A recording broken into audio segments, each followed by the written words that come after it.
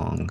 Thank you for joining me tonight. I am, in case you forgot, I am Father B. I am the one and only host of the Young Talk podcast, and I would like for you to just take a moment, just look down at the screen. If you don't see the word subscribed, if you see the word subscribe, just hit it, just press it, see what happens. For me, I don't see that button, so if you see it, just go ahead and click it for me. I would really appreciate it. I will get a notification actually if you do. And that way I'll know it's working. So, help me out and I'll help you out with quality content that you can engage with because I'm here for you. So I hope you're having a good day. Thank you for joining. We have a lot to talk about. We've been on a hiatus for about a month and some change now. It's been way longer than I wanted the hiatus to be. I wanted the hiatus to be a month in order to do some promoting stuff, some working on edits and just trying to honestly just readjust my work schedule. There's been so much shit in the world. Like so much shit. I don't even know where to begin. I took a break, and I'm like, the worst thing we left with, what I believe was Stephen Colbert, right? And then next thing you know, I take a break, fucking Jimmy Kimmel, gets canceled and then comes back, and then there's a whole Charlie Kirk situation. And now and Trump's just doing all this goofy shit. There's so much craziness, in terms of like regular people shit. And I'm like, this is insane. I went on break and the world is just going insane. Whales have stopped singing. You hear me, right? Like whales have stopped singing. Switching gears, the ocean's greatest voices have gone eerily quiet, and scientists are sounding the alarm. We're talking about blue whales, the Earth's largest creatures whose songs once traveled across entire ocean basins. They have mysteriously stopped singing in unprecedented numbers. So I'm like, what is happening?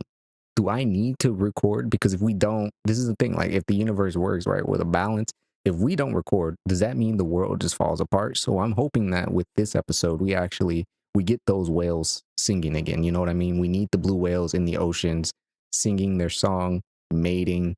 We have to figure this out. We cannot lose. I think if the earth loses blue whales, if blue whales become extinct, that is probably like the biggest failure on our part, like as a species. I know we've like failed to keep some other animals alive, but I feel like if we fail blue whales, that's just devastating. I don't even think I could root for us at that point. And how do you not root for humans as a human? What do you do? What do you do? I'm just thinking about all the things that has happened in the like from September to now, right? And then we're talking right now, it's October, whatever. We still got so long to go. The world just keeps on going. I watched Companion during my hiatus, and Companion was a 10 out of 10 movie. That movie was fucking cool. I liked that the trailer did not give away a lot of the movie. I barely remember seeing like marketing for this movie. And so if you haven't seen this movie, basically it's about is his name Jack Quaid? Let me see. Let me pull it up. Let me pull up Companion by Drew Hancock. I got a Hancock for you. They call me Hancock because I got a Hancock when I pull out the Glock. So yeah, Jack Quaid. Okay, so Jack Quaid plays this guy who has a girlfriend named Iris, played by Sophie Thatcher, and essentially it's about AI and being able to like think for themselves and be in control of themselves, and a world where we have these like sex robots and everybody's fucking these robots, but like the robots think that they're real and all this crazy shit. And so the movie's kind of this revenge horror thriller. I don't even know if it's a horror movie. I wouldn't even call it. No, it's not a horror movie. It's more of a thrill. It's just a thriller. What is the genre? Yeah, it's just a thriller. Science fiction. Oh, it is. They did put it under horror, but I would say it's more of a thriller science fiction. And it's fucking good. Like it tells the perfect story of what happens to.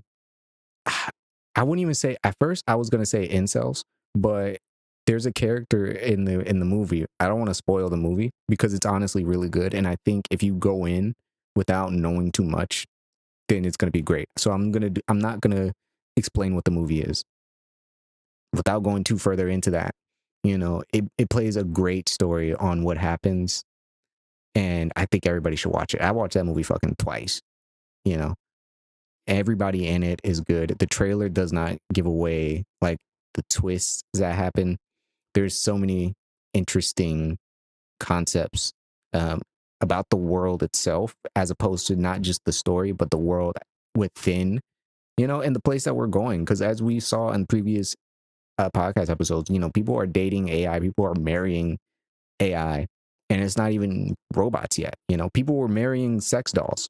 So we're not too far off, from stuff like this. And I'm like, it's crazy and scary to think like when people get control of these things, there does have to be like there could be regulations, but the movie even kind of shows like even with regulations in place, it's like there are things people can do.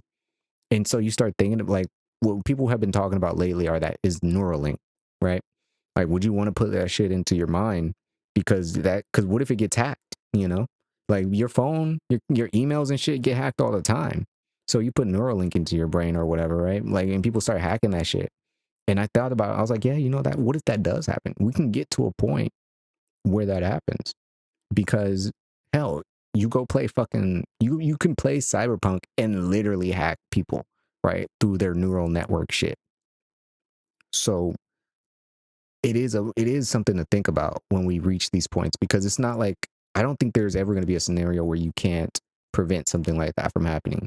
Like if people have like cybernetics in their brain or whatever, because there are people that actually do now, even for like medical reasons. Like there are videos about this where people have been like put connected with the Neuralink in order to like do things that they can't physically do.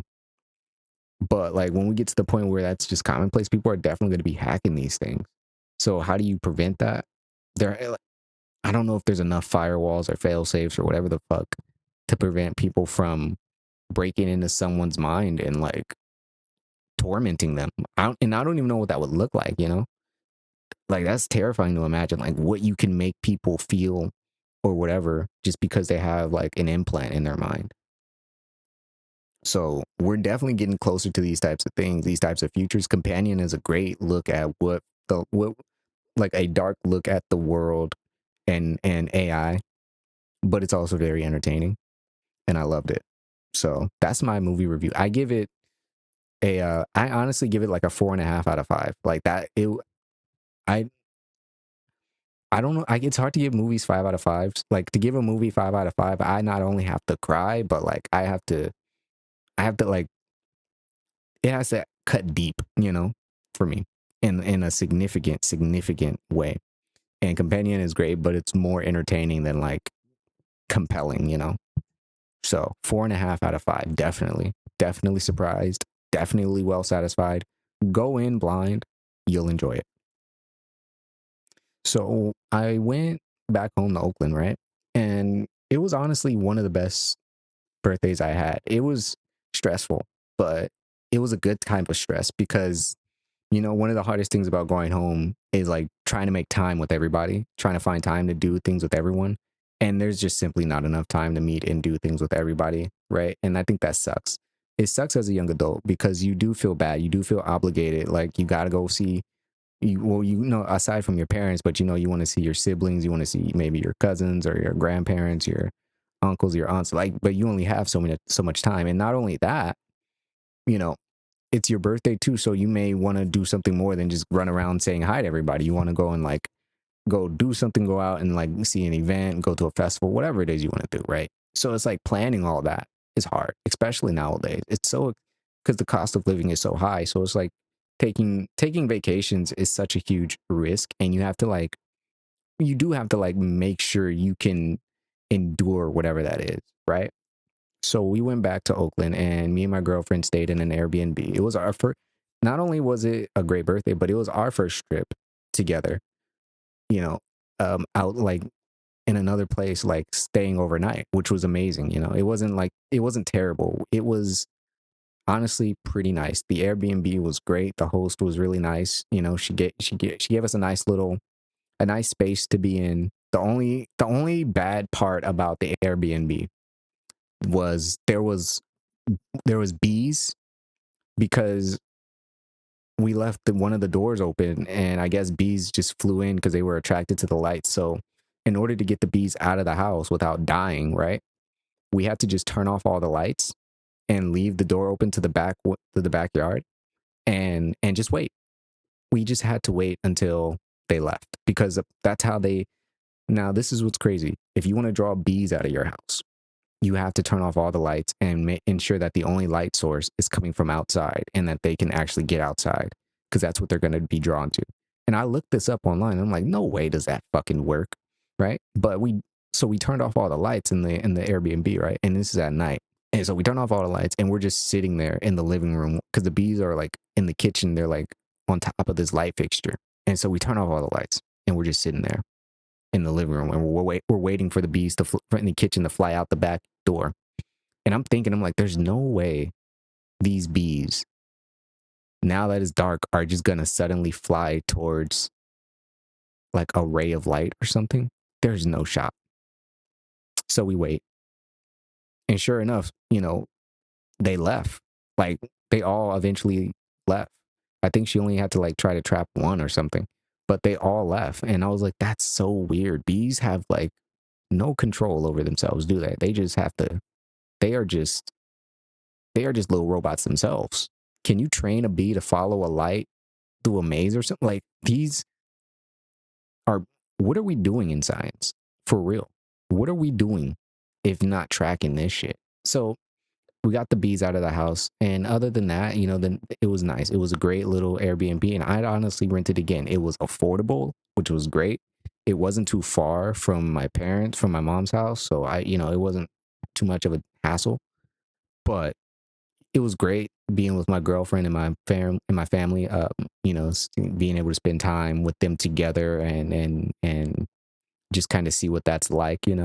But yeah, I don't know if it was. I don't think there was anything like actually like horrible. Like, there are definitely times where maybe you can get testy, just because it's family. But I think at the end of the day, it's one of the nicest things when you can just kind of spend time with your family. I think as an adult, and that's something that I've been trying to like figure out, is like, when you live away from home, your family, they don't get to experience you as they did when you lived in that town, when you lived in a hometown or you grew up with them, right? Like, there's a huge portion of time that's being away from them, to where they aren't seeing who you are from in that time span. You know what I'm saying? Like, I always wonder, like, do they know who I am, as a 25, 26 year old, as opposed to who I am as a 22, 23 year old, 21-year old in college, whatever. And so I was thinking about that on my birthday, because I'm like, yeah, I'm getting older. So I'm like, yeah, I'm closer to 30 than I am 20 now. Definitely. And I often wonder or have a little anxiety about, like, do my parents really know just how different I am? Like, just in my mind, the way my mind works or thinks about things. Like, it's one thing to be able to say, like, yeah, your child is like matured or adult or whatever, but like, do you know who I am now? Like, because a lot of the conversations that my family was having, a lot of it was more so about things from the past or whatever. None of it was like about what I'm doing now, or very little about what's going on now in my life. Which is not to say like they weren't necessarily interested or anything, but it was just a lot more reminiscing on like when I was a kid and this and that. And it was probably just for the sake of like talking to my girlfriend and, telling her what it was like, and things like that. And younger siblings, they want to know what it was like when me and my older sister was like growing up and shit. But at the same time, I'm like, I don't know. I would rather like talk to them about things that I have going on right now in life, or the things that I think about now, as opposed to like the past. And I mean, for me, I don't necessarily have the most positive memory of my childhood. So I also don't like just reminiscing on memories that personally I don't necessarily enjoy. I've had better memories in my current years. Like in my 20s, I've had better memories that I would rather like express or like engage with, as opposed to as a child. simply because I remember them more too. So I'm like, it's always that thought where like, do they know who I am? And is that just more of an effect of because I don't live in my hometown, so they don't get to see me as much or whatever. So I don't know. I don't know other um I don't know too many people that don't live too far away from home. Everybody within my age these days lives in the area, lives in the city of their family, if not like the county or whatever, you know? And I'm like, yeah, that's odd. So I don't know. It's not the worst thing, right? Like I'm out here doing my thing. So I'm not like just choosing that, right? I'm living my life as an adult, but it is something to consider. And I'm like, I guess one of the things is like, yeah, maybe you can travel back home more or something like that. So that way, as you do get older, they do know this person and they start to see like this person, like who you are just beyond recognizing that maybe you can pay your bills or you, or that like you see like the, the issues of the world or whatever. But beyond that, like just who you are as a person, who you are as a child, within this age range is just simply different than prior. Right. So I think like trying to spend time with them more. But then again, that's also really hard because we live in a time where everything is more expensive. So like I said at the beginning, taking time away, taking time off, like that all comes with a cost.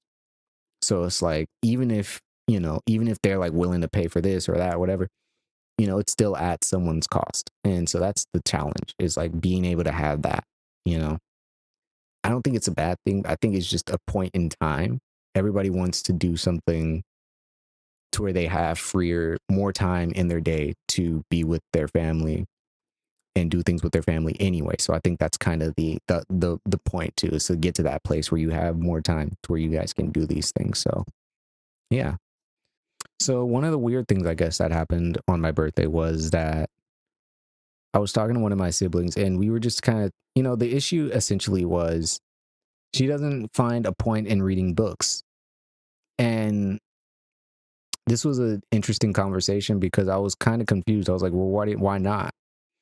And her answers were like pretty based or not based, but like basic and like misunderstanding what the point of books are.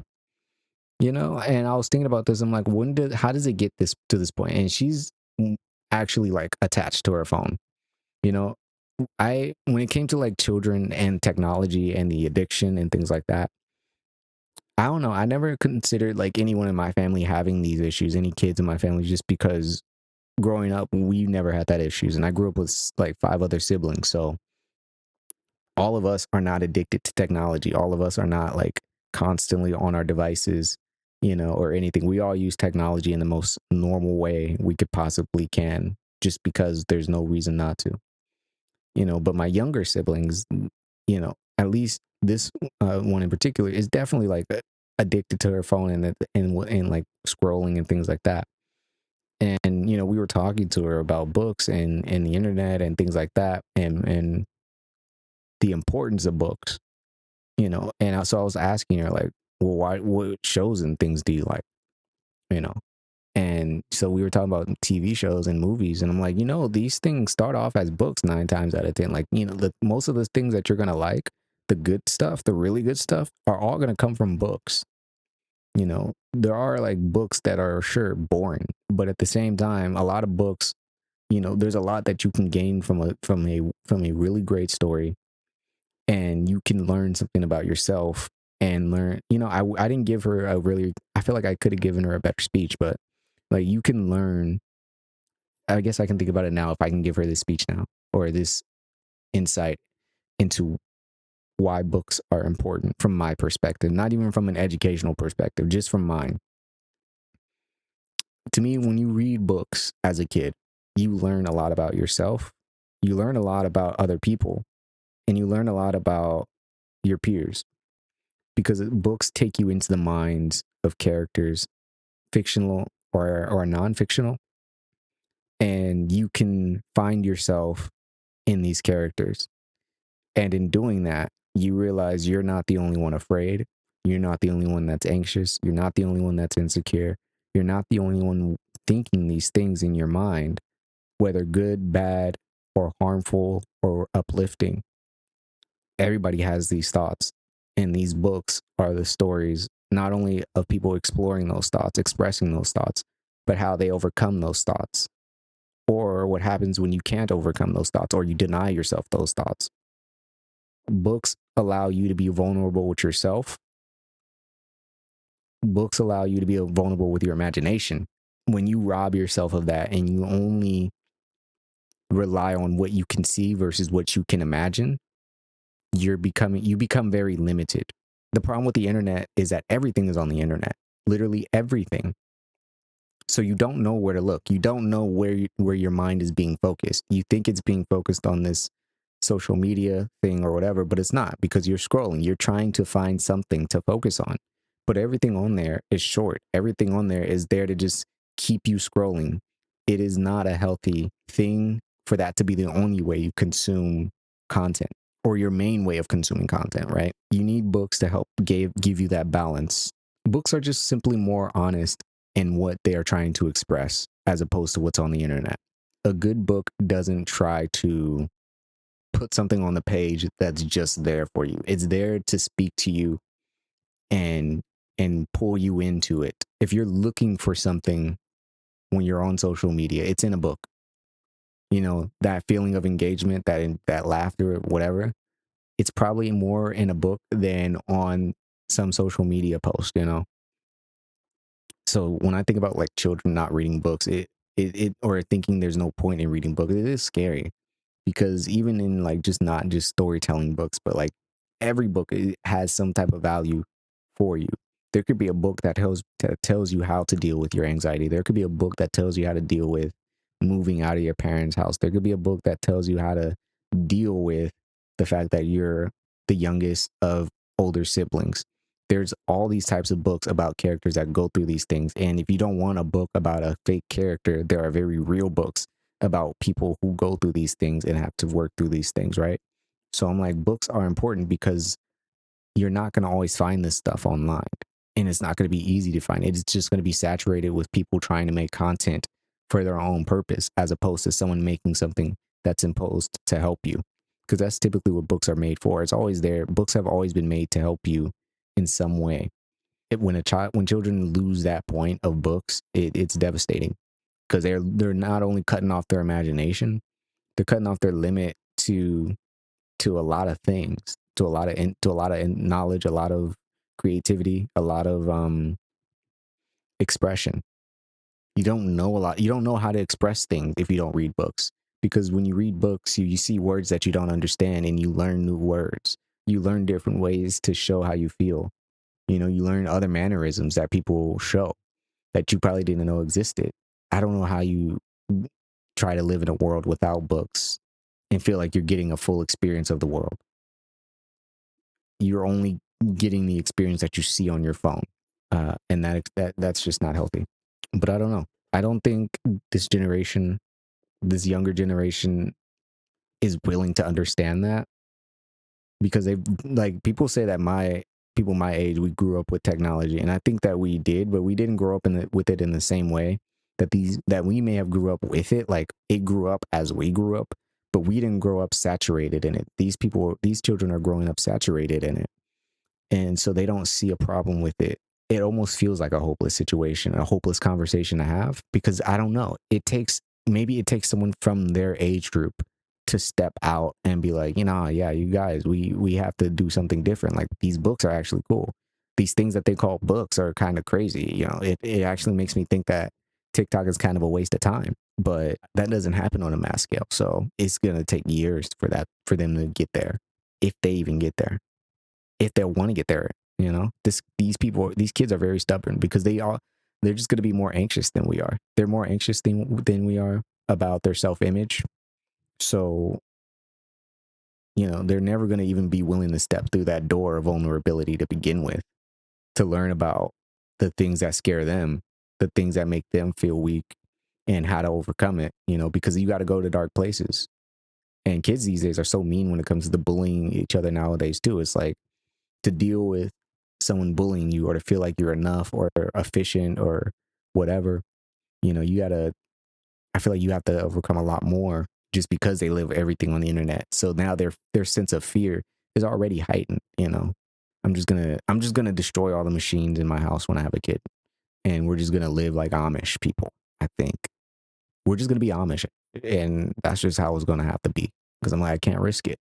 This kid has to have some similar experience that I had growing up in order to see the world as something to be curious about and not something to take on sight. If you don't, so yeah, my kid's gonna read books. We still have so many other things. We're yapping. Let's talk about work for a second. Let's just talk about work. This says the workplace has made it impossible in many cases to move up or down to do something meaningful. I'm trying to remember what I meant when I wrote this down. Are we trapped in a system? Are we trapped in a system of limits? Everyone can't win. I think that what I was saying when I wrote this stuff is that what I noticed is that I noticed this online when I'm looking at, I've been looking for a lot of different jobs or applying to a lot of different jobs in the past, I don't know, 2 years, 3 years, I don't know. But, you know, I think I used to think it was a problem because I'm like, it is strange if you do go to college, you do all the stuff you're supposed to do, and you're not in the field of work that you're supposed to be in when that was supposed to be the deal, right? And it seems like it's not just, at first I thought it was just us people in film because it's just like a difficult industry to get into, blah, blah, blah, right? I signed on for that. But then I started noticing like it's not just, it doesn't just seem to be me. It seems like there's a lot of people that's going through this thing, you know? And then you kind of, when you're on LinkedIn long enough, you do see a lot of these posts and a lot of these consistent stories of people sending out tons and tons of resumes and not, and hearing similar things of either not hearing back, being rejected or whatever. And it's like, it feels hopeless in terms of finding a job in your field. And even more so because of AI and the uncertainty of the job market. So I was thinking about all this and I'm like, does it feel like our generation, people my age, are we simply just trapped in some level of a cycle to where moving up into the world in a meaningful way is simply not, is either being blocked, gated? I don't know, because it seems to happen for very few, you know? And it's odd when it's not happening to the majority. The majority are feeling like the cost of living are too high. The majority are feeling like they can't afford things. The majority are feeling like they aren't in the, they didn't get what they were promised after their degree. The majority are feeling a lot of the same things. And I'm like, the majority couldn't have made the same mistakes that I made. Something is definitely now off, more so than when I thought 2 to 3 years ago. I'm looking at how this stuff has always gone. It's always been this way, it seems like, where it just seems like there's been, you move 2 steps up and then there's like 7 more steps that you have to get to, however that saying goes. And because I'm thinking, I'm like, yeah, you know, it's not like I haven't put in the work to do this or that. Like I have a portfolio with all these different things on it. When it comes to people getting hired for jobs, right? People finding jobs, it's a level of like, can this person do the work and is willing to learn and things like that. And what I'm seeing in a lot of my peers' cases is like, yeah, the answer is yes. A lot of these people are qualified. A lot of these people have experience. A lot of these people do have these skills.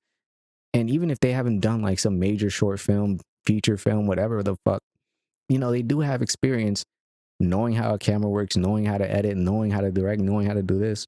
Yet, you know, it's like it's in almost all these levels. Even like mentors that I've had, they've struggled to find work.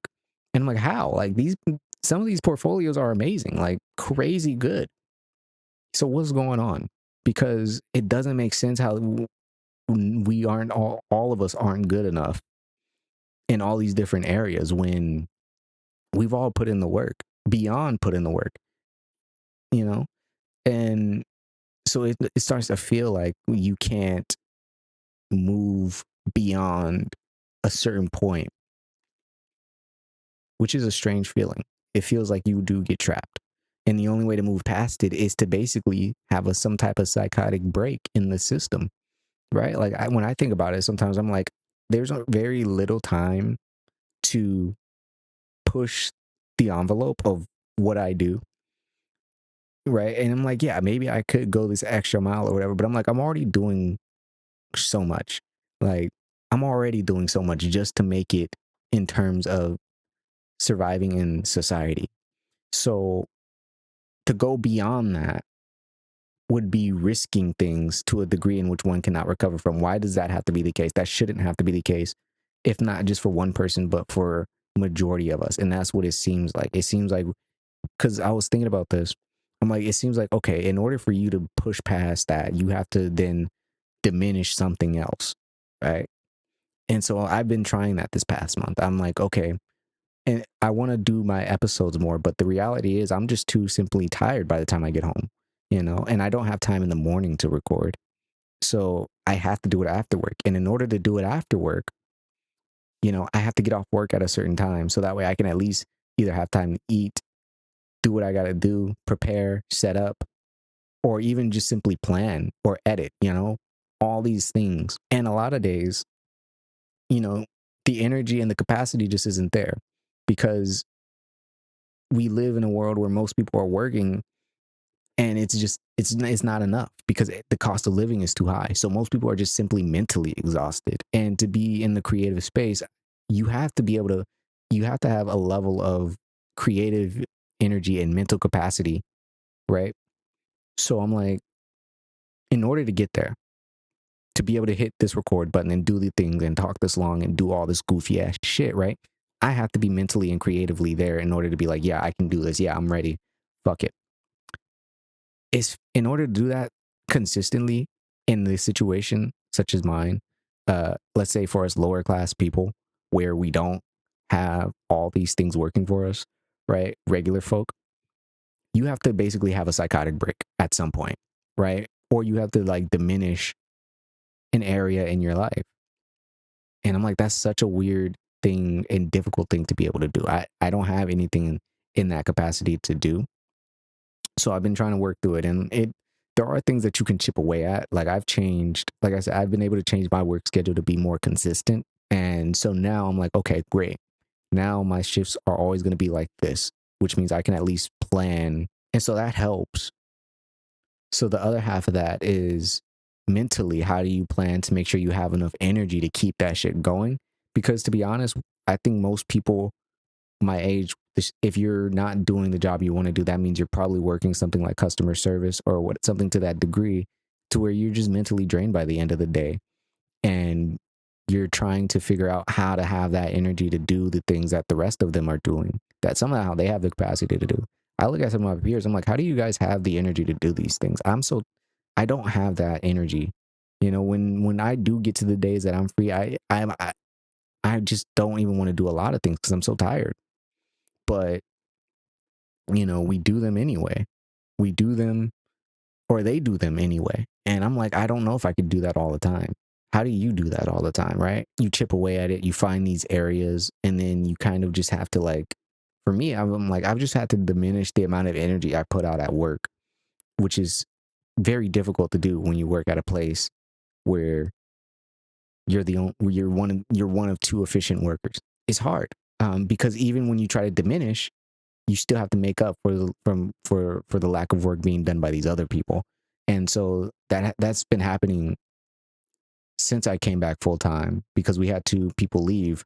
So the work itself has just been a lot. So I'm like, fuck, this is crazy. The one time where I'm trying to like make sure I have enough space and capacity and time to manage all this stuff, it's like this is when work kind of just decides to close in and become more stressful than it already is, right? So to be honest, like for the past few weeks, it's really been a lot of like trying to find some level of balance, some level of grounding. And it's been tough. It's honestly been really tough. Like my girlfriend, she could probably tell you, like I've been just drained because I'm like, I don't know what I can really do because it's not like working less at work helps. It just makes me have to do more work later. Right. So I'm like, the only thing that works really is kind of just like, you kind of just have to do like when a car starts skidding, you just have to kind of go into it, like if you're at work and it's just a day where you know it's going to be a lot or it's whatever, you know, you just got to take that in. Just take it in. Accept that that's the day it's going to be, you know. But find the space to take some breaths if you need it, and recognize that this is what's that this day is going to be, but you're going to do what you can to make it better for you, you know? So I had a lot of those days in this past week where it was just like that, where it was just like, even me trying to have a good mental state of mind about work, it just didn't work because things just kept happening and I got annoyed and frustrated. And, you know, I had to take some extra steps. I downloaded some apps, you know. I found something to where I'm like, you know what, you need to find something to put action to, so that way, you know, you can I think what's hard is finding a way to know you feel better. I don't know if this is a me thing, a guy thing, or whatever thing, but like sometimes it is hard to like find something that you know is going to make you feel better, or that you know, because it's like maybe it's not a show, maybe it's not a game, maybe it's not a smoke, whatever, you know, and maybe it's something completely new. So I downloaded an app, you know, and it's like a little bird app, and I just take care of this bird or whatever. Part of taking care of the bird is doing these mental health things that are supposed to help you, you know, whether it's drink water, reflect, take some breaths, you know, do something that makes you happy, stretch, whatever, you know. And in the meantime, you technically taking care of this little bird. And I'm like, it's kind of helped, you know. It's just like you have to kind of recognize when those things are happening, or it feels like the more you try and break out of the system of bullshit and labor and capitalism and consumer shit and hell of work, the more you let that stuff bear down on you, right? You just have to like combat it with like, no, I'm not going to let that happen. I'm not going to let myself get to that point, because it's like you're swimming. It's like once you accept it, it's just going to start dragging you, and the pressure is going to get heavier and heavier. You just got to swim up. You just got to keep swimming up, because there is a way to swim up. You just have to keep doing it. Kind of dipping into this other topic of what I wanted to get into a little bit more in depth, which is male loneliness, but or life purpose and male loneliness. But I think we can talk about purpose, I guess, because there was something that I watched that I thought was very significant and compelling, and that's given me a better look at how to approach life, or how I approach life when these things get really challenging, because I don't have a huge pool of people for support, you know, within the immediate range. So it's like when things get difficult, right, and it's just me, then I'm like, I do have to find a way to ground myself, contain myself, because I don't think weed necessarily helps with that. It doesn't help me with that anymore. It's only ever helped me keep my thoughts from, you know, going extreme. But when like it feels like I can't deal with my emotions, which is very different, then that's when I'm like, I have to take the reins of those emotions and just kind of figure it out and talk through it to myself, you know, be that extra hand on the shoulder if you need to. Because I think a lot of us, even if you're not alone, a lot of people feel like they're alone in a lot of these moments, and they don't know how to get out of their own mind or their own feelings. And you just have to pull yourself out of it. You have to do that for yourself. You have to be strong enough to say, I can't do this on my own. Help me. Or if you are strong enough, you have to be strong enough to tell yourself, hey, you need to get the fuck up and get out of that. I think there are a lot of days I go walking, you know, I go walking on my lunch to like just de-stress and like take a breath and be able to see the sun. But more importantly, to like just kind of let go of whatever was stressful up until that point. And sometimes it's like you just got to I keep telling myself, like, don't, you know, look down when you're walking, like, you just keep your head up, you know, looking ahead. Because even if it's a stressful day or whatever, you know, if you can keep your head up and keep moving forward, you're already doing enough. And if you know you can do more than that to get yourself feeling better, then you're already taking healthier steps and positive steps, as opposed to looking down and feeling like you can't when you can. You're just having an issue, you know, you're just having a day. And that's all it is a day. A lot of things that I think about is purpose and what it takes to like do all that consistently for long periods of time. And I think it's about knowing what it is you want to do And for me, I'm always thinking about like stories, film, TV shows, like things that I want to create. So when it comes down to it, right, I'm like, I'm looking for a new job at Ace, but at the same time, I'm like, I don't want to just go and like work at some other shit. I'm like, I'd rather put up with this shit because I know I can handle Ace and everything that happens there, like whether we get new employees or not, or schedule changes, whatever, like I can manage and evolve and adapt in that. But I do recognize I'm like, that's not where I want to be forever. So I'm never gonna like allow the place to do more for me than what it needs to, right? Like I don't take on more work than I need to. I only make sure we get the shit done that needs to get done, which is nice. So it's like when those days are challenging, like I think we had a like we have a shipment day Wednesdays and Fridays, and Wednesdays are the biggest ones and they're the most frustrating. And they've always have been. But I think there was a point where it was just like so frustrating because I just felt like no one else was doing the shipment or whatever, and it was true. But at the same time, it was at this point where I was like, bro, you got to kind of just work like you're the only one here. I think that's the only way to really get through it, because the way you see how you move through work is not going to be the same way that these other people move at work. And there's nothing wrong with that. But like, when it's a lot of work and it's heavy labor, it's easy to get frustrated. It's easy to get exhausted. So I'm like, you just got to kind of not worry about it, assume that you're going to have to do all this stuff.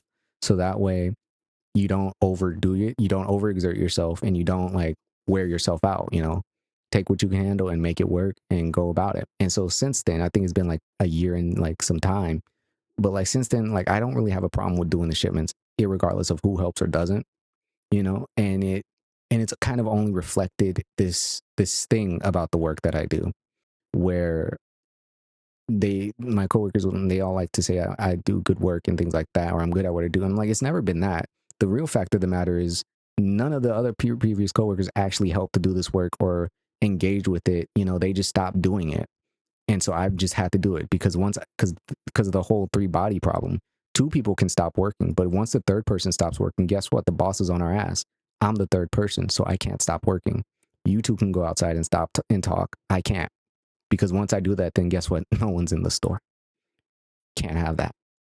So I've always done the shipment irregardless, right? Because the shipment has to be done. It literally just can't sit back in the back of the store. And if I don't do it that day, I'm here tomorrow. I'm gonna have to do it tomorrow. So all these factors, right? So I get good at what I do, not because I love working at Ace, not because I love doing this shit. It's because, well, I'm the only one that's ever done it. And I've just managed to figure out how to do it on my own, irregardless. So yeah, it gets done. I just don't, I've learned not to like focus on like if you guys are helping me or not, because I'm not expecting that anymore, And the ones that do help is awesome because it does help get it done and I can get other things done like I've had this past week. But, it's never like something I'm like on them about, because I'm like, it doesn't matter. What my coworkers are doing at work doesn't matter to me, because if what I'm doing doesn't seem to matter to them that much, what can you do? You can do the shipment at the end of the day. And I'm like, fuck it, shit. So I did it. So I do the shipment and it's a lot easier. In fact, I have a lot more of a peace when I do it now because of the little fluid system that I have for when it comes in, etc. And I'm like, I think this is how you get through either those days at work or those jobs that you just don't feel like reflect who you are, right? You just have to kind of find this flow in it. And I think it's hard in some jobs, harder in some jobs than others. Maybe it's more of a creative type thing where you have to find like some level of meaning or art in the things that you do. So to me, that's always been the case. Like I'd never want to just be working and feel like the work I do has no fucking point. I hate that. It's part of the thing that drives me insane about this job, where, every day is going to be the same. You could go balls deep and organize your section, but guess what? You're still going to come in tomorrow. Customers are still going to put things in the wrong spot and you're going to have to fix it, and it's just never ending. So it's hell, but finding a way to live in that with some level of art or creativity, I think, is the way through it, because it's not forever. It's only forever if you decide to you decide to live in that job. And I don't want to live in Ace. I've denied promotions 2 or 3 times now. I don't want to live in that job. And I'm like, once you accept being like an assistant manager or whatever like that, you kind of have to, because you take sacrifices and you got to come in and do this. And I'm like, fuck that, dude. What's the point in me getting an extra 50, 70 cents more or whatever to put on work that you should have had someone else on already? Nah, nah. I'm going to keep doing my shit because I'm already picking up after the rest of these employees. Like, you need to hire more people so we don't have to worry about this stuff. And, so I don't work for you.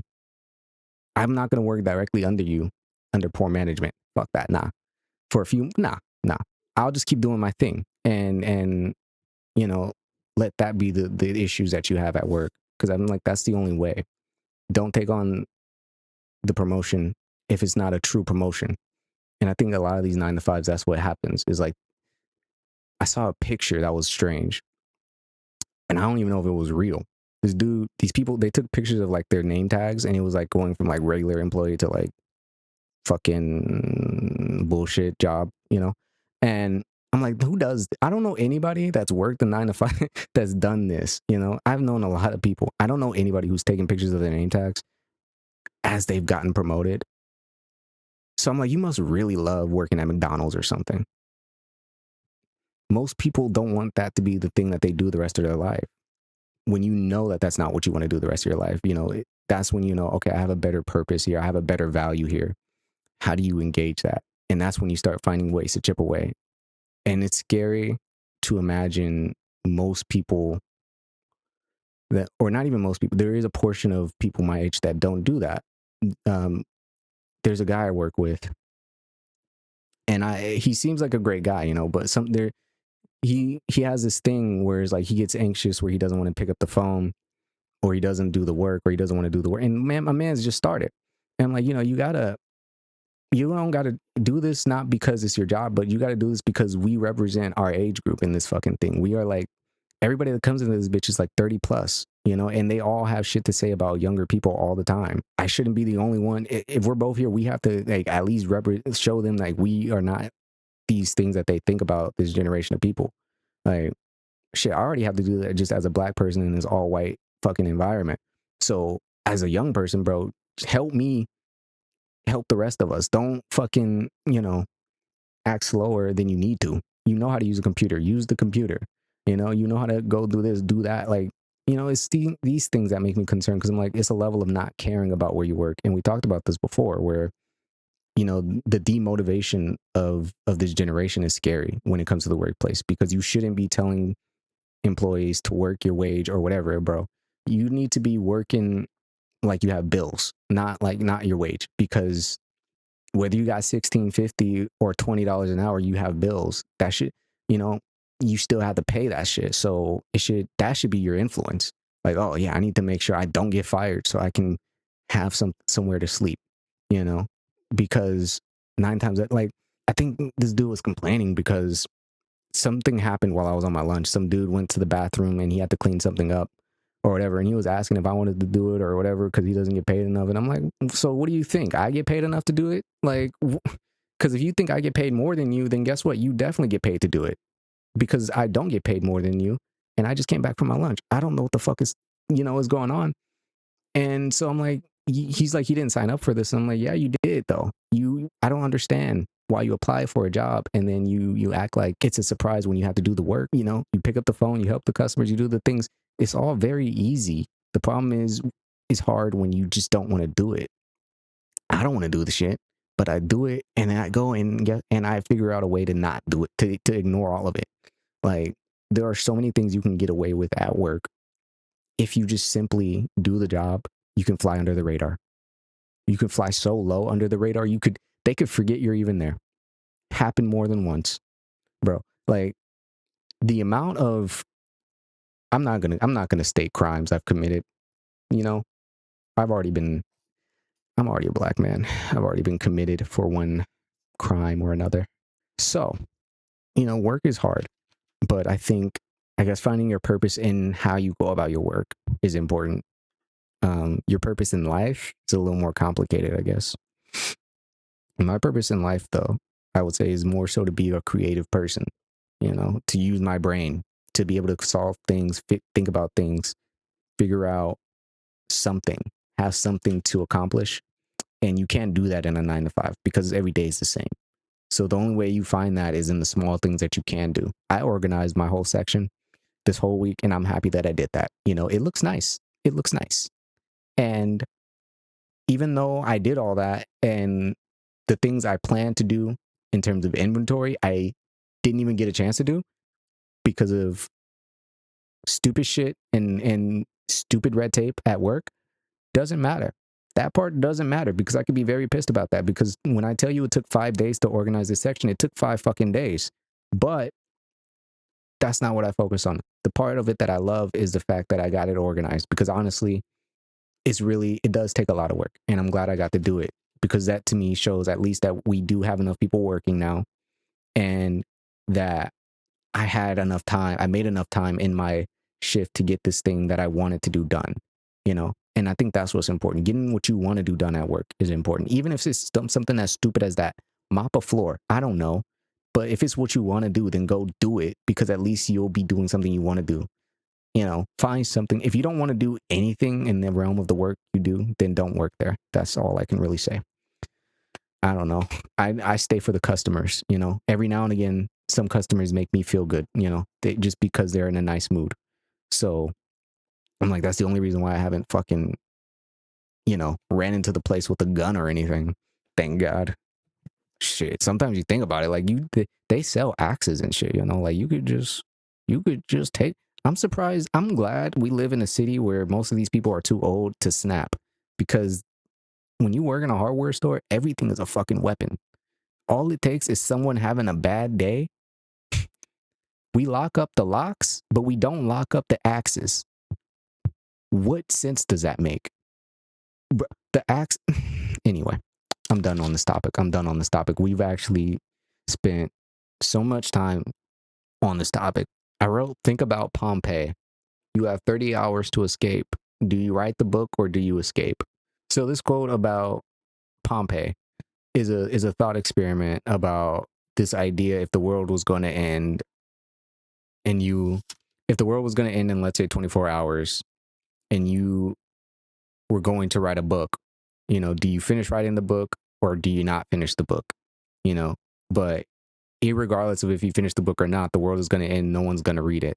So do you write it or not?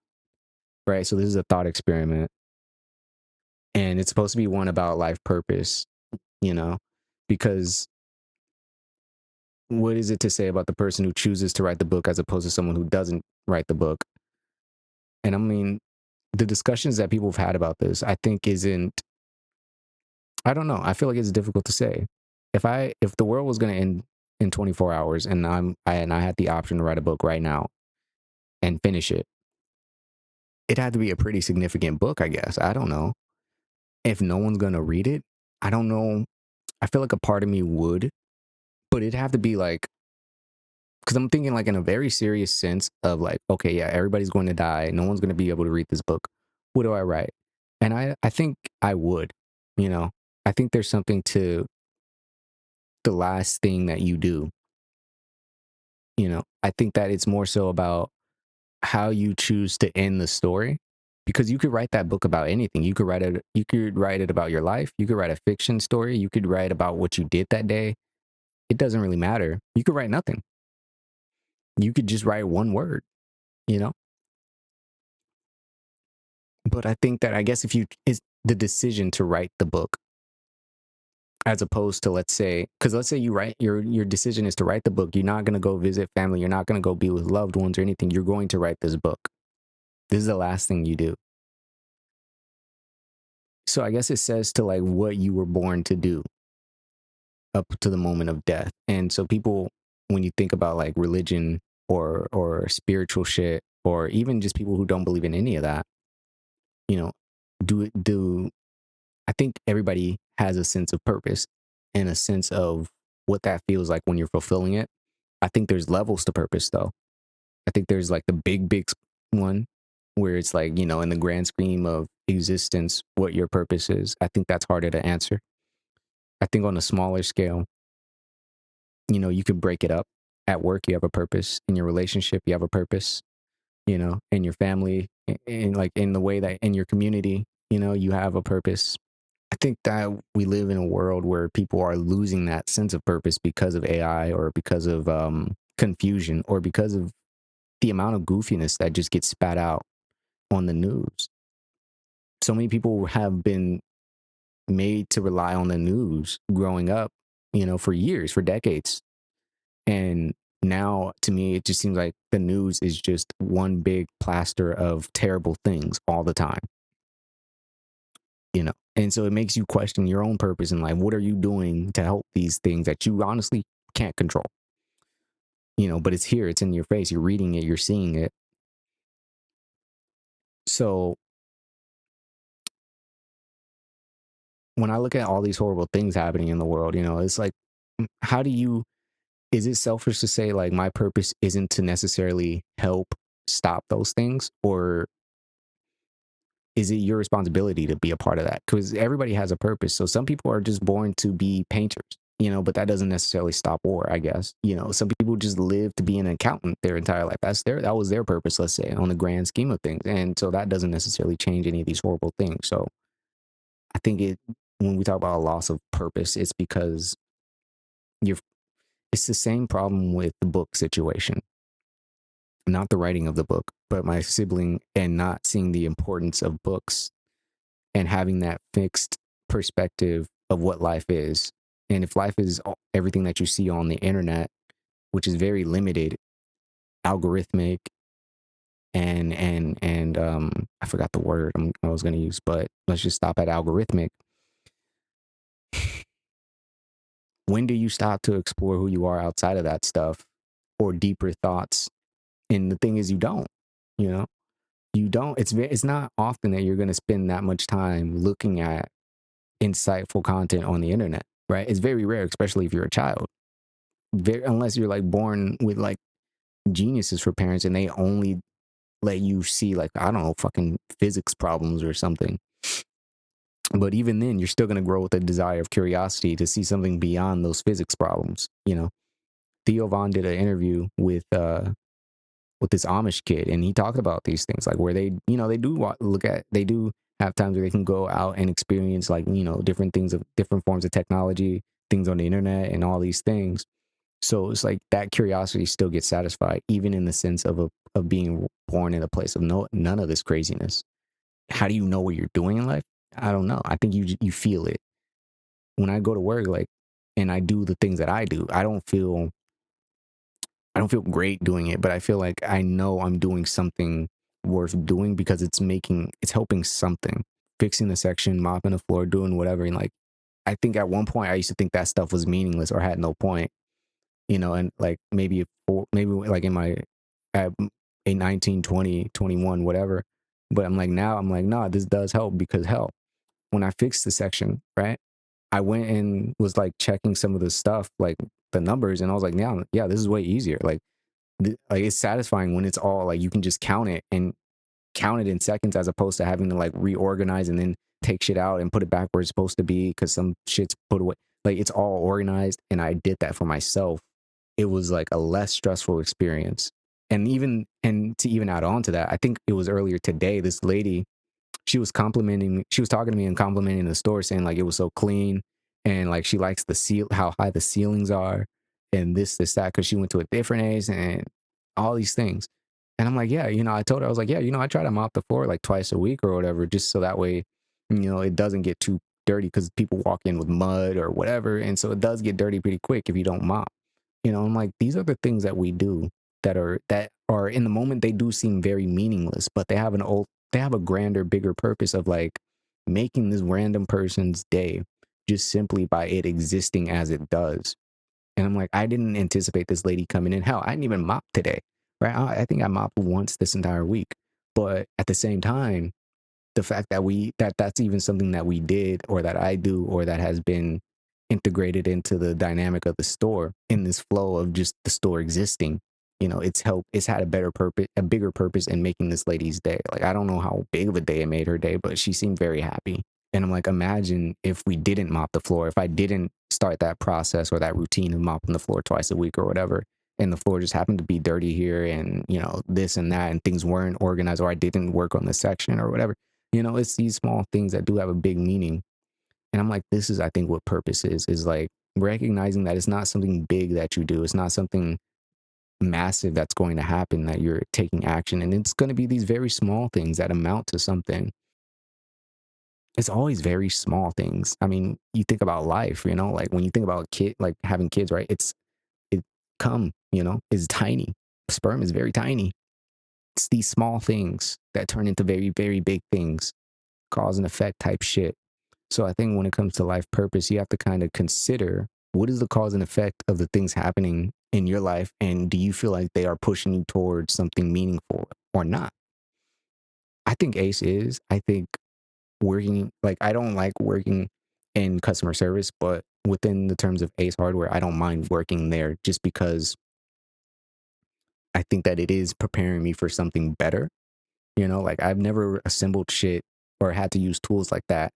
But now I've put in so many different types of things together to where it's like that's probably going to be handy at some point. I've gotten to like just work with older. I may not like working with a bunch of old people all the time, but now that I do have kind of that dynamic, that understanding, that experience, which then is going to ultimately give me a new opening and a new chance for that experience with other people later in life, which is actually something that happens within story development.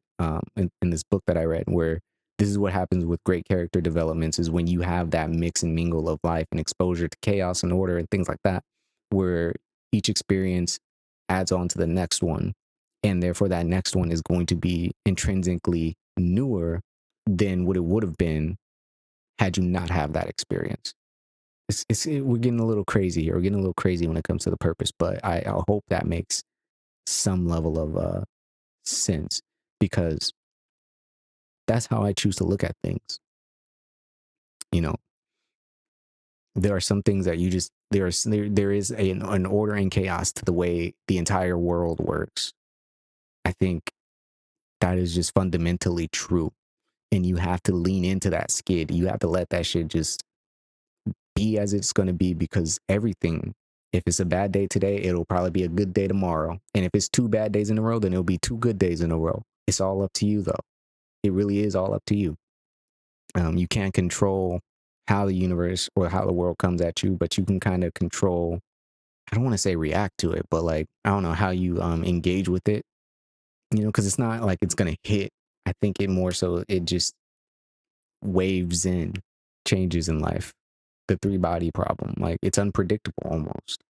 You add a third element in, and anything can happen. So I think going back to like those episodes where we watched that girl struggling to find time or meaning and even the things that she does just looking bad. If I was able to walk to work and it'd be fine, but I'm not. So it literally takes me like I leave here like I get on the train at 7:30 and I don't get home till like 6:15 earliest, and then like I don't have time to do anything. I want to shower, eat my dinner and go to sleep. I don't have time or energy to cook my dinner either. Like I don't have energy to work out. Like that's out the window. Like It's so real. You gotta solve your three body problem. You gotta put that third object in there because if all you have is that is work and sleep, you gotta add something in there to shake it up. And if you're too afraid to add that third thing in there because it may add a little chaos, you gotta be a little braver, because infinite possibilities. Once you add in that third thing, once you start chipping away and you make that space, like I think about this because I'm like, yeah, like I said, we took a hiatus, a break, an intended break, but then all these things happened that made the break even longer. And so I was like, even questioning if I'm like, should I even record this episode? I'm worried it's not even going to be, if I'm not going to, is it going to be good? Am I going to be excited to do it? Blah, blah, blah. And you know what it is? It's like, this recording this episode is an example of that three body problem. It's like, if I don't record that episode, then all I would have done is go to work, come home, and do what I usually do. And that's the two bodies within the three body problem. The third body is doing that extra thing that gives you that sense of purpose, that sense of meaning, that extra hard thing because every part of your body is telling you maybe I shouldn't when you absolutely should. And once you do, it adds something new and something that can fundamentally change the dynamics of what's happening in your life. Because now with this episode recorded, right, I'm gonna have to fucking edit this, gonna have to put it out there, gonna have to do it, gonna have to reflect on it, gonna have to think about it, whether or not I do another episode, a different episode, a guest, I stop. This is the last episode, whatever. Those possibilities now exist simply because I decided to add this third thing in by hitting record, right? And I'm like, I always like doing these types of thought experiments because it's kind of fun. Even if it's completely wrong, it's kind of fun. I tell my girlfriend this all the time. I think I told her, I was like, one of the funnest things you can do is before you look at something, well, we did this with the Will Smith video. We're just reminiscing on previous episodes, but we did this with the Will Smith video. When you haven't seen something before, right? You have a moment where you can decide if you want to see beyond what you've seen or not. And in that moment is the moment you're stepping in between two possible realities, right? The reality where you've seen this video or the reality where you haven't, you know? And that's up to you to decide to go down those two paths. And you make that decision. You make these types of decisions every day. It's kind of crazy. It's kind of fun. It's mundane in a lot of cases, but when we want to get a new job or get a new place or start a new relationship, whatever, that's what that is. You're deciding on, is this thing pushing me towards either this grander purpose or this smaller purpose? So demotivating people at work is not pushing them towards their purpose. It's just pushing them towards a reason not to try. They don't know, especially in a place where like literally anybody could walk into the store. I never know who I'm going to meet in the store. I can meet the next person that's going to give me a job, but if I'm demotivated at work and made to not care about the work that I do just because I only make so much, that person's going to see me and be like, wow, this person doesn't really care about their job, as opposed to looking at it and them calling me sir or saying thank you or appreciating the fact that I was just at the register, or that they noticed that I'm jumping from this position to that position to that position. That happened today. Dude was like, oh, you're just everywhere today. And I'm like, yeah, I guess so. Like some days are like that, but it's like recognizing like you're not just doing this stuff for you. You're doing this stuff because it does have a bigger purpose. It does have a bigger effect. It may not always benefit you, but it feels really nice when it finally does. Like I've had customers tip me, I've had a lot of nice things happen that genuinely make it possible to go through those things. So purpose is very tricky because I think people want that bigger meaning of purpose in the things that they do, but it's not about the bigger meaning. I think the bigger meaning is really hard to figure out. I think it's really hard to base that bigger meaning on what you do for a living or where you're at, because you never know what your purpose is. You never know if you're here in this moment, in this life, at this age, doing whatever the fuck, and you're like trying to figure that out, you know, I say just do the thing that you're trying not to do, whatever it is. Cause usually I think that's when it comes up, is like when there's something that you feel like you want to do, but you're not sure if you should go about it. Just go for it. Just do it. Do it a little bit if you got to. I don't know. Rub one out. Do it. Well, okay. The point is, you have to take risks, especially at least when it comes to jobs. You have to take risks, right? You got to throw them out there. The resumes, the rejections, the ghosting. That's all part of it. But I think the real test is if you can withstand that long enough to get to the reward. And I'm like, you have to. Like, I don't want to do this job for the rest of my life. So I'm like, yeah, I'm gonna keep going. I'm gonna just keep throwing them out there, because one of you bitches is gonna catch it, right? Like I'm not, like you can't have a sense of giving up or like there's no point, because I've seen people do that in their jobs, and I'm like, yeah, I've seen people who've given up in their dreams, and they're like 40, 50, whatever, and then like it doesn't look fun. I'd rather be 50 and still pushing for a dream job, because that's the purpose, is like maybe one day I will get there, maybe one day I will, and that's good enough to me, because it's like that's the reason to keep trying and elevate and think of things that you haven't thought of or whatever. I don't know, but it's hard. It is hard. So I guess if I was in Pompeii, I'd write the book. And I don't know what the book would be about, but I'd write it. I'd write it. I'd write it on the hope that someone would still be alive to read it, even knowing no one would. And I think that's the crazy thing about hope, faith, and all those things is that it is unfathomably like unreasonable. But it's like deep down, there's something that's saying like this is this this is there's a reason why I did this. I'm going to do this. I say write the book. Fuck it. What's the worst that could happen? You live. Come on now. But yeah. So yeah, we didn't look at any of the videos I planned. That's funny. I had we didn't really need the videos. This was kind of I won't even call it a yap session, just more of a discussion on some of the things that's been on my mind, I guess. Cuz I've been trying to figure out what to really talk about in this episode. And I like the things that we covered. I think we covered the hiatus, we covered the break, we covered purpose, we covered education, we covered work. We got deep. I think I'll save the topic of male loneliness for the next episode because I don't want to talk about it now. I do want to I want to find some clips for it. Like I've heard some really great podcasts and I did not write the timestamps down, but maybe I should because there's a Breakfast Club interview with Lil Jon that I was listening to yesterday. And it was like the perfect thing for like mental, because the day I'm recording this is on the 10th.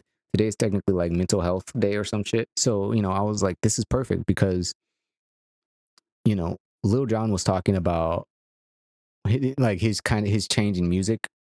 And he said it was really about him turning 50 and how the importance of men like taking care of themselves and their health and checking in with each other and like how important it is to do that and that we don't do it enough and that it's been like it's just heavily stigmatized. And so he's like been doing a lot of different meditations and just like mental health work. And he got very emotional talking about these things because he's found his purpose and like just being able to help people because he's found that that's what he really likes doing is being able to provide something for people that is meaningful.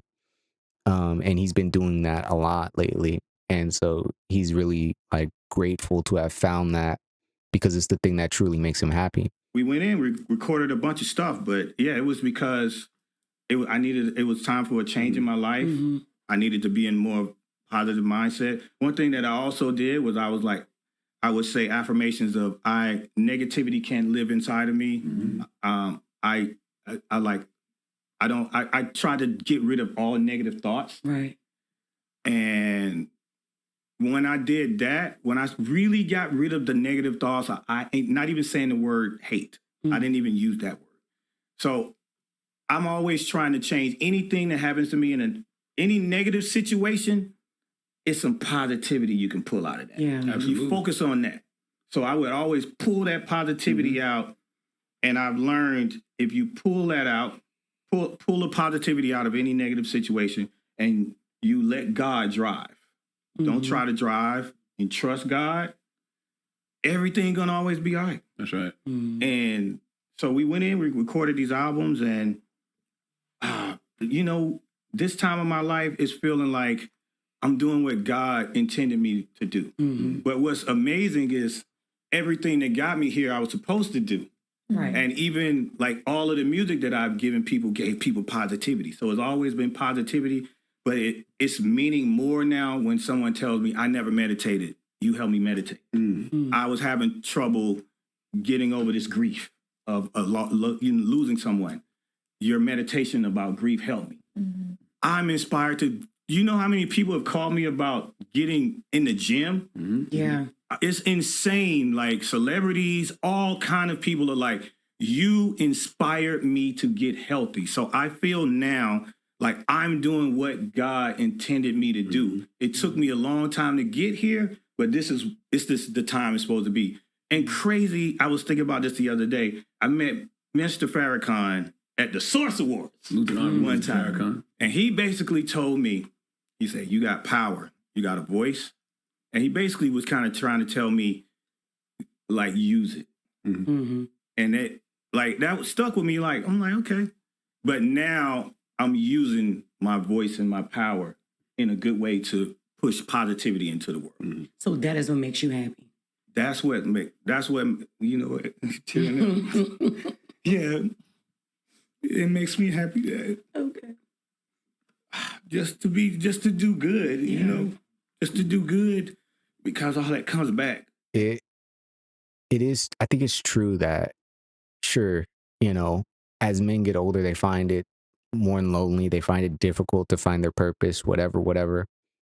I think it's true for pretty much everyone. I think women can have this issue just as much. You know, I think more so in these days, it only happens just because, again, of all the things that we see about life and all the expectations we had about where we all would be in life. I think just beyond being 20 in your 20s, you know, and 30s or whatever, I think everybody is just in a level of uncertainty when it comes to the state of of this country, at least. So, like, what to do next is hard to do. It's hard to decide. It is. I think about my future all the time and I'm like, I honestly don't know. I don't know. And this is what's frustrating is because as a writer, I want to be able to write about what life will be like 20, 30 years from now. I want to try to imagine what that life will be like because in 20, 30 years, I would hope to have children, right? And I'm like, what world would they be growing up into? And the only things I can think about, even without meaning to, is like kind of the darker realities of what technology is going to do. And it's hard to imagine people with a purpose or a sense of purpose that's positive because it almost seems naive to think in a positive way about what people will want or do just because of the way things are going right now. And I'm like, I don't want to believe in a world where we're going to have worse politics or we're going to have such a consumer based reality because people are just making content out of everything from pregnancies to fucking murder. So, you know, it's all over the place in terms of how the world is engaging with itself. So I don't know. It's hard to be like, oh yeah, you know, children will be able to go and like they'll do like we like life isn't like Friends anymore. People don't meet up. Well, life was never like Friends, but you know, life isn't in that sense where the social dynamic is like that because people like social groups are just changing. People are too busy to work. People are too busy working to be able to socialize. Young adults are not seeing the importance of engaging in books. Like there was a whole episode of Friends where Joey and Ross literally played ball the entire time, like threw a ball back and forth for like an hour. The ball thing. Hey, Ross, wouldn't it be great if we could go for like 2 straight hours without dropping it? Yeah, it would. Let's do it. Okay. Uh-oh. What? I have to pee. Rachel's in the bathroom.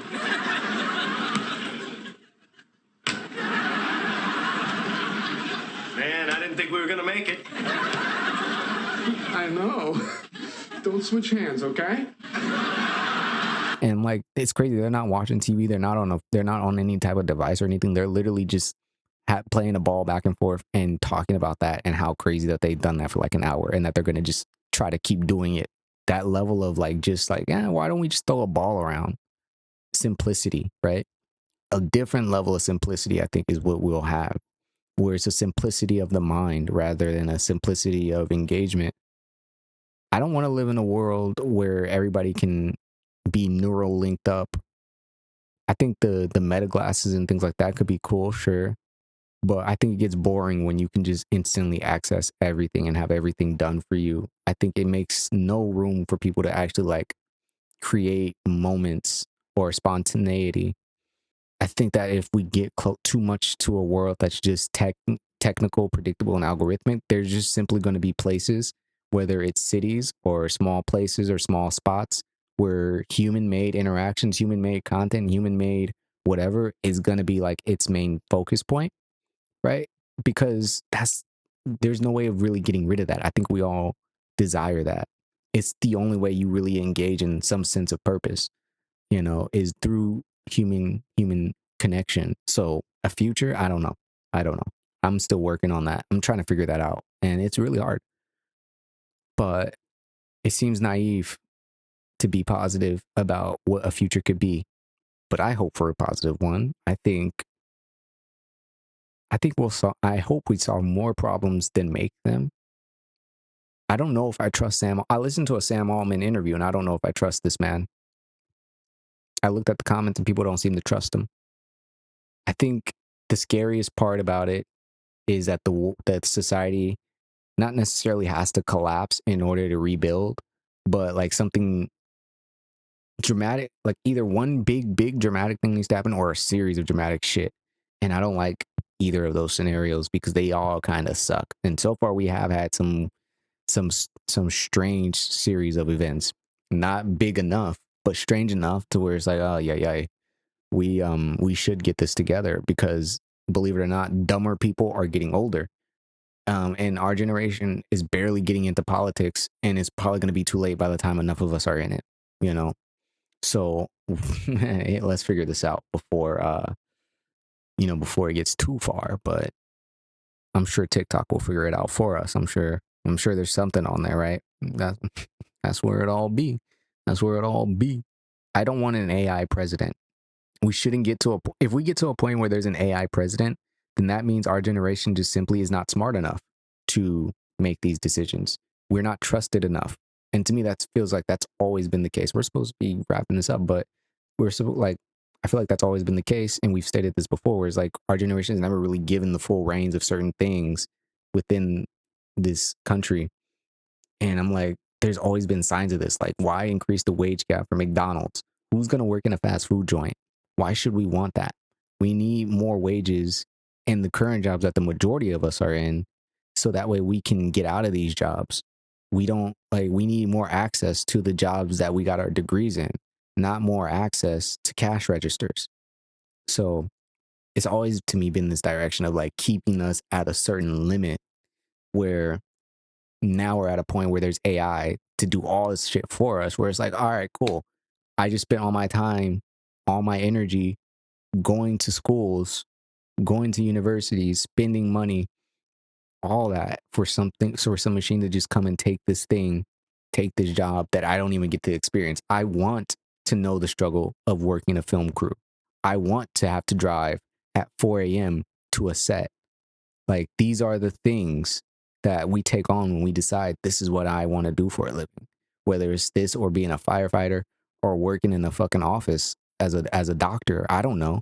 You take on these risks because you're like, I know that there's risk, but there's something in me that says that this is what I'm supposed to do. I'm not supposed to just not be able to do this thing. I think it's a real dangerous thing with letting AI become president because, yeah, just because it is more efficient or whatever, I'm at the same time, it's not running other AIs. It's in charge of humans.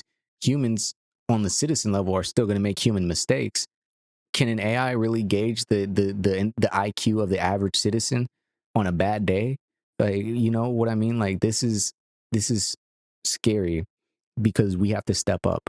We have to prove that we're better than AI. And how do you prove you're better than AI? You can't. So now we were in competition with ourselves, but now we're in competition with something that's already infinitely smarter than all of us. How is that even fair? Our parents, our generations before us have never gone through this. And I'm like, it's crazy because, yeah, you really, now it's on the intellectual level, you can't compare it to the Industrial Revolution or factories or things like that because that's not a matter of intelligence. These people can still compete with each other on these things. We can't compete with something that has access to everything. Human to human is still some level of fair limit. Human to AI, we're fucking cooked. The only thing we can actually take advantage of is the fact that it still has issues in some areas, but even then those issues are getting fixed faster and faster. It's scary to think that we may be a part of an era of human history that goes through that rough patch before it hits its golden age or renaissance or whatever the fuck you want to put it in history terms. We may have to go through our version of the dark ages to get to this point where there's this better existence for humans in terms of working with AI. Everything progresses as it does, but it always has its major pitfalls. So I say find your purpose now. I say find your purpose. And this is the other thing, like, final thing, right? This is why kids need books, because you're not going to find your purpose on your phone. You're going to find it through connection with another person's experiences. It's going to mix and mingle and help you find your direction in life. So I think we'll be fine somehow.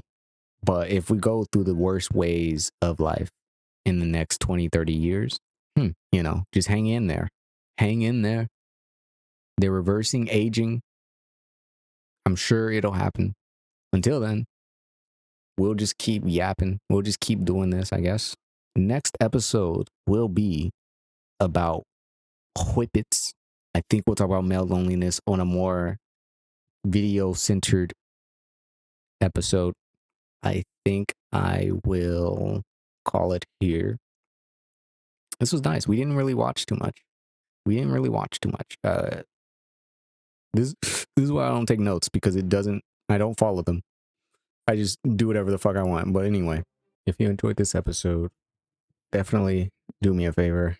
Hit that subscribe button. You've had the entire episode to hit that button. So please leave a like, subscribe, comment, and I will see you on the next episode. Check out previous episode, the interview I did with Angel, and I believe the episode before that, we did the AI interview, and the episode before that, we did a lot of cool things. So definitely catch up. And until then, I will see you on the next episode. I am Father B. Peace.